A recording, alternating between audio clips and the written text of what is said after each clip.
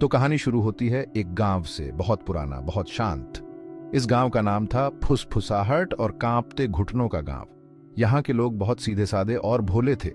लोग कहते हैं रात को बाहर मत जाना, क्योंकि रात होते ही गांव में अजीब अजीब आवाजें आने लगती थी। क्यों? क्या होता है रात को? क्योंकि भूतिया चीजें। लोग कहते थे कि रात को भूत और आत्माएं गांव में घूमती हैं। एक दिन एक गांव वाला भोला रात को जा रहा था। उसे इन कहानियों पर विश्वास नहीं था।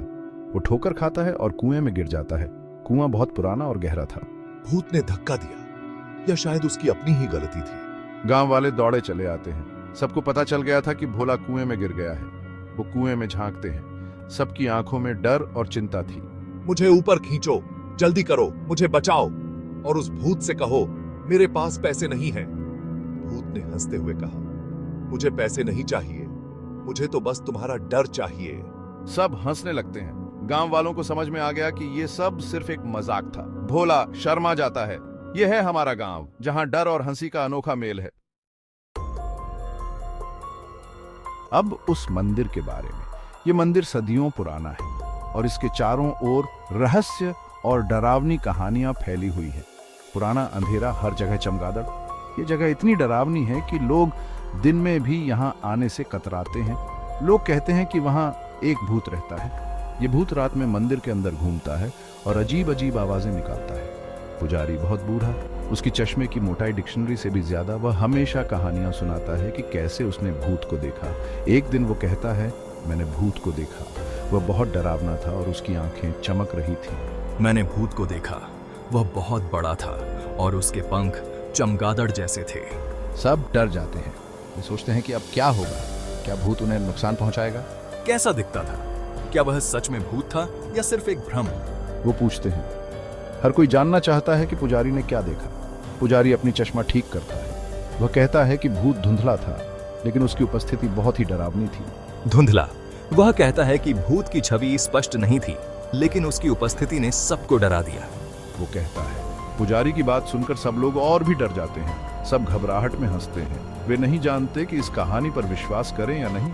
ये मंदिर कहानियों से भरा है, पर ज्यादातर चमगादड़ों की पौटी से। ये मंदिर रहस्यों और डरावनी कहानियों का घर है, लेकिन असल में यह सिर्फ चमगादड़ों का अड्डा है। भूत की कहानी सब जानते हैं। वो कहते हैं एक आदमी मंदिर में मरा, अब वो वहां भटकता है, लेकिन ये भूत उतना डरावना नहीं। वो कपड़े चुराता है, ज्यादातर अंडरवियर। लोगों को उनके कपड़े मंदिर की छत पर टंगे हुए मिलते हैं। गांव की गप्पी क्वीन पिंकी कहती है, इस भूत का टेस्ट तो अच्छा है, मेरी सबसे बढ़िया साड़ी चुराई। सब हंसते हैं। भूतों को भी अच्छी चीजें पसंद है। एक रात मंदिर से डरावनी आवाजें। लोग अपनी खिड़कियों से झांकते हैं। मैं इस भूत को पकड़ूंगा। गबरू, गांव का पहलवान, अपनी मांसपेशियां दिखाता है और मंदिर की तरफ जाता है। दरवाजे को लात मारता है। एक जोरदार धमाका। सब अपनी सांसें रोक लेते हैं। फिर एक आवाज, आउच, मेरा पैर। ये गबरू है, कपड़ों के ढेर में उलझा हुआ। भूत तो बहुत बड़ा अव्यवस्थित है। बत्तियां जलती हैं। ये भूत नहीं बल्कि छोटू है, गांव का शरारती लड़का, एक सफेद चादर में।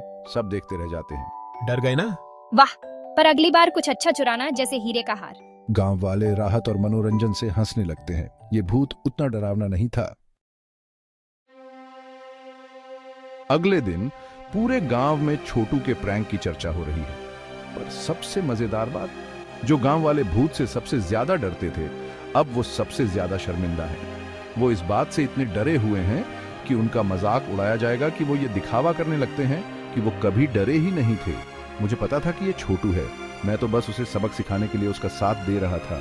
हाँ गबरू, हमें तुम पर पूरा यकीन है। और इस तरह गांव वापस अपनी सामान्य दिनचर्या में लौट आता है और अब सब छोटू और उसके प्रैंक्स से थोड़ा ज्यादा सतर्क रहते हैं। लेकिन इस घटना ने गांव वालों को एक महत्वपूर्ण सबक सिखाया।